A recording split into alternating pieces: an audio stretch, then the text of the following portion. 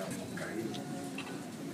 Saya bersyukur, berterima kasih bahwa saya dapat memberikan sesuatu yang diminta, memberikan sesuatu kepada adik-adik mahasiswa khususnya dan kepada para pengajar pada umumnya.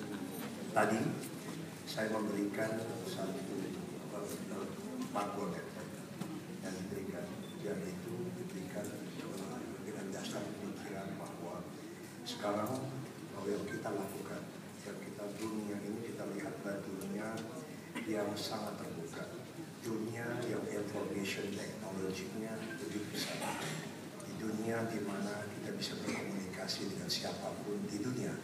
Pun yang berada di Purwokerto itu manusia-manusianya, the students, para mahasiswanya bisa berkomunikasi, bisa bekerja sama dan berkompetisi dengan manusia-manusia lain yang ada di dunia ini. Ya, dari Purwokerto bisa berkompetisi dengan satu manusia yang ada, siswa-siswa, mahasiswa yang ada di seluruh dunia. Apa itu ada di New York, apakah ada di India, apakah ada di London. Karena itulah kita memberikan penghargaan kepada para siswa yang memberikan prestasi dan memberikannya dalam bentuk satu lektor. Yang kedua adalah buku Anak Sejuta Bintang. Buku itu tentang sebuah cerita tentang anak kecil umur 6 sampai 11, lebih 6-11 tahun. Dan kemudian inspirasi apa yang ada di dalamnya. Buku itu penuh dengan satu pengajaran, pendidikan untuk menghargai orang tua, untuk menghargai teman, setia kepada kawan, dan kemudian tidak kenal menyerah dalam perjuangan.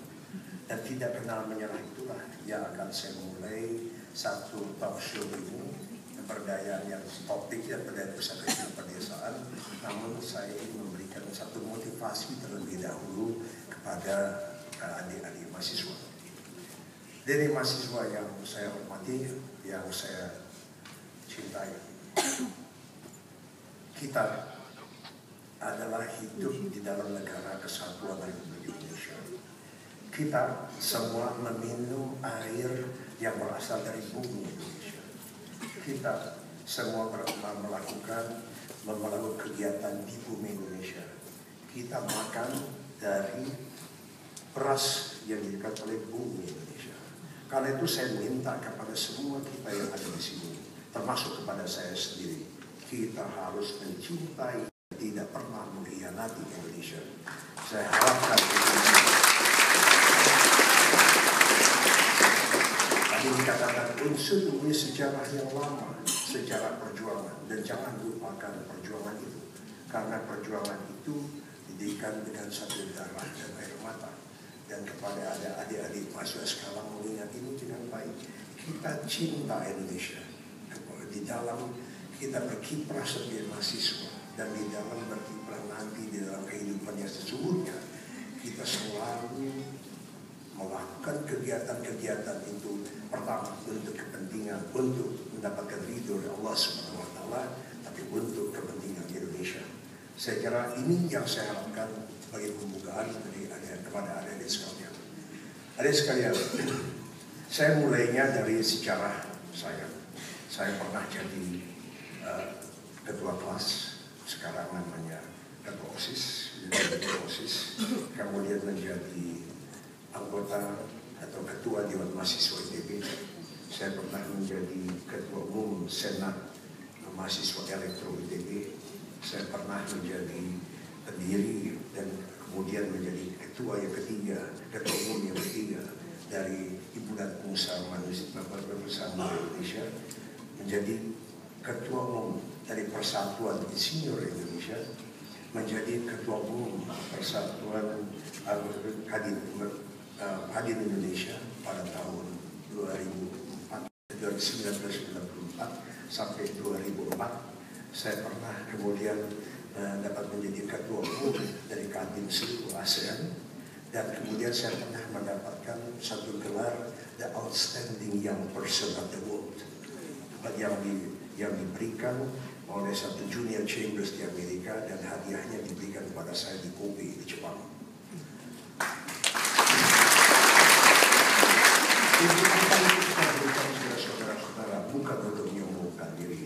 tapi untuk memberi inspirasi kepada saudara-saudara bahwa kita tidaklah hanya hidup dari pelajaran-pelajaran yang dapat kita dapat di sekolah.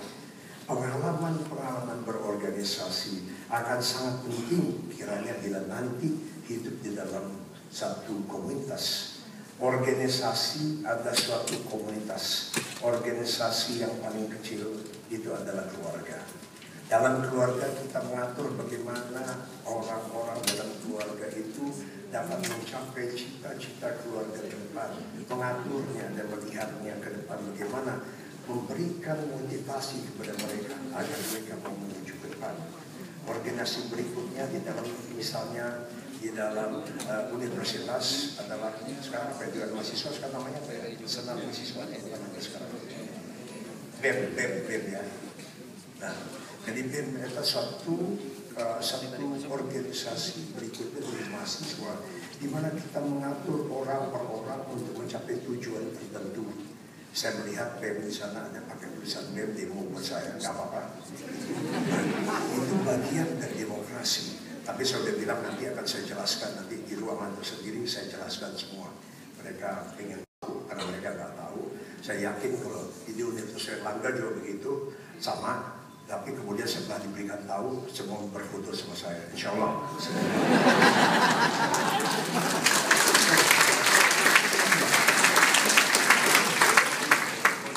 Dengan pengalaman berorganisasi itu, maka saya bisa mendapatkan berbagai macam jabatan-jabatan seperti itu. Berbagai macam jabatan dan sekarang menjadi ketua umum sebuah partai yang jaketnya juga kuning gitu. Jadi saya gak heran kalau mahasiswa pakai jaket kuning, saya juga pakai jaket kuning, cuman lambangnya lain gitu ya. Tapi sekarang saya pakai baju putih karena di sini saya dianggap sebagai satu dari ARB.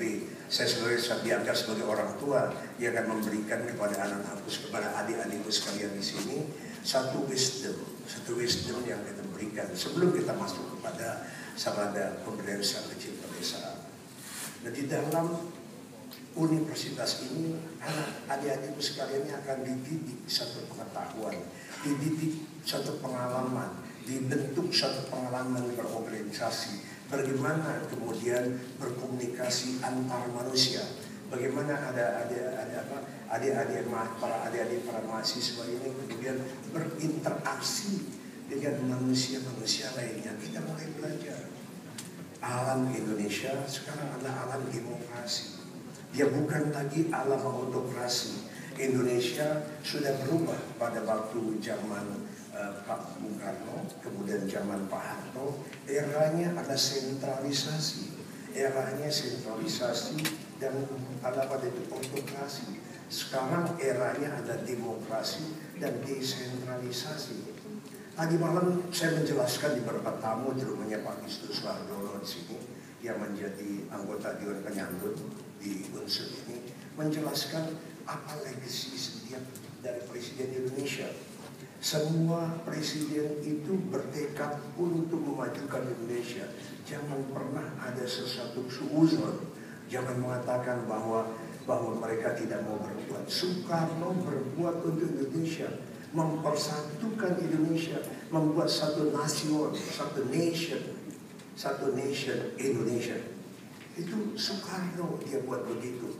Dari ada Yong Yapa, Yong Ambon, Yong Celebes dan sebagainya dipersatukan untuk menjadi sebuah Indonesia, sebuah negara Indonesia. Itu legacy yang dibuat beliau. Apa legacy yang dibuat oleh Pak Harto? Pembangunan ekonomi, pembangunan Indonesia yang didasarkan atas 3 pilar. Yang pertama ada pertumbuhan ekonomi, yang kedua ada stabilitas politik, dan yang ketiga adalah pemerataan dari hasil-hasil pembangunan. Itu legacy daripada Pak Harto. Jangan pernah mengatakan bahwa Bung Karno tidak ada hasilnya, Pak Harto tidak ada hasilnya. Semua meninggalkan satu hasil. Legacy daripada kemudian Pak Habibie, teknologi. Berapa beliau itu membuat Indonesia merasa bangga bisa membuat semua kapal terbang.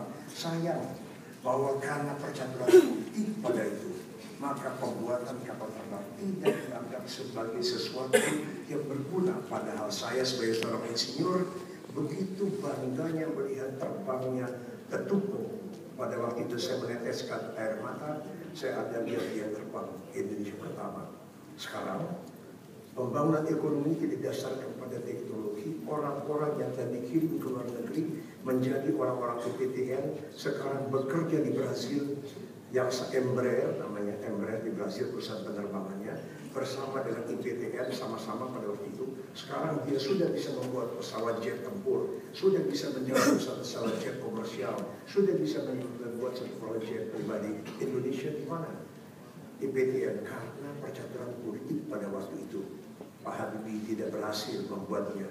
Padahal kita semua insinyur-insinyur Indonesia pindah ke Brazil, pindah ke China, pindah ke Malaysia.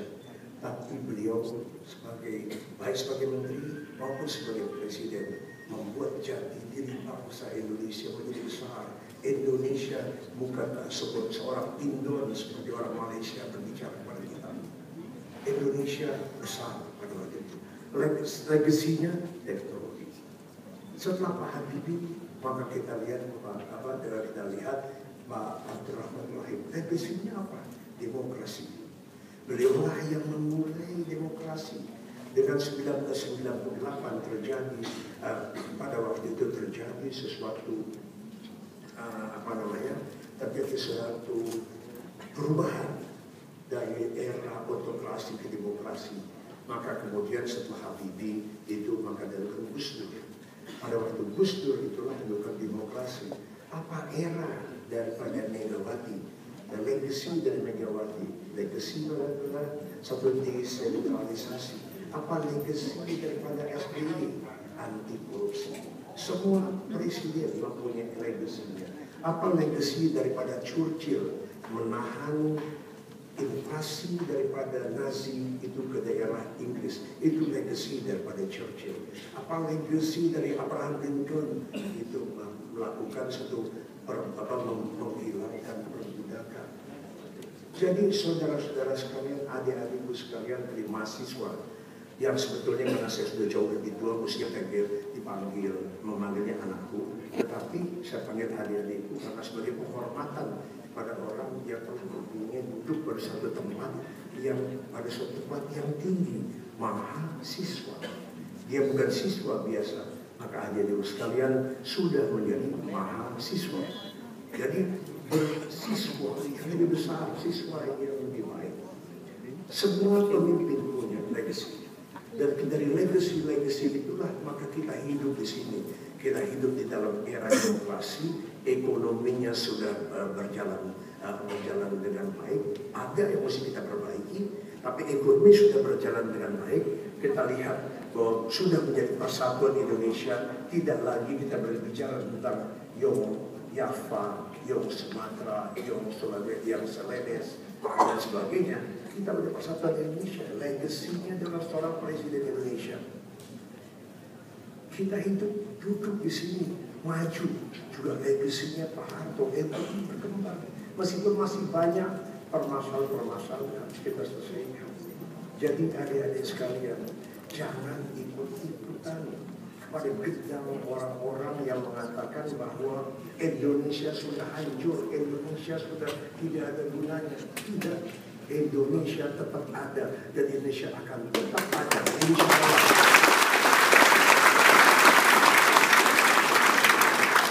Jangan pernah, tadi saya sudah katakan, kita minum air Indonesia, kita makan dari tanah Indonesia. Jangan mengkhianati Indonesia. Jangan pernah mengkhianati Indonesia. Saya harapkan ini dicamkan baik-baik. Itu legasi dari presiden. Jangan kita di luar negeri, Indonesia udah jelek, mau hancur dan sebagainya. Tidak, Indonesia tidak hancur. Kalau lihat orang-orang luar negeri menghargai Indonesia sekarang satu daripada economic wonder of the world. Dalam keadaan sulit dia tetap berkembang. Tetapi memang masih ada permasalahan. Permasalahan itu kita selesaikan. Kita, saudara-saudara, adik-adikku sekalian mahasiswa, saya sebagai orang yang sudah, kalau misalnya orang Islam itu udah isya, udah bertidur.